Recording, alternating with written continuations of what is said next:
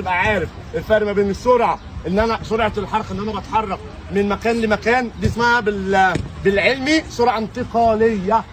يعني ايه سرعه انتقاليه؟ يعني انا بنقل نفسي من مكان لمكان في اقل وقت.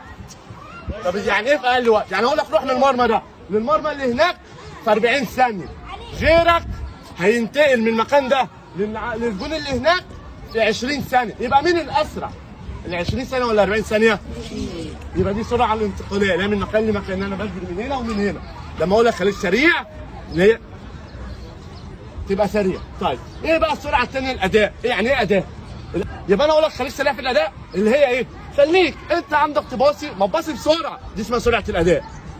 باص شوت لا، لكن انت لما تيجي تشوت تاخد 5 سنين او بال ما تاخد وضعيه التصويب وتبدا تفكر وتاخد القرار، وهوب كده انت بطيء في الاداء، ده مش هينفع. الكره جات لي هوب غمستها على طول بينيه ما بين المدافع والباك والوينج، خدها وجاب جول. عبد الله السعيد بطيء في الحركه شويه لكن عنده سرعه في الاداء، هي اللي مخليه يلعب لحد 40 سنه. فهمتوا الفرق؟ لكن لما يبقى انت عندك سرعه انتقاليه وسرعه في الاداء، اسرع حاجه انت كده هتبقى لعيب كوره، لعيب كوره كبير.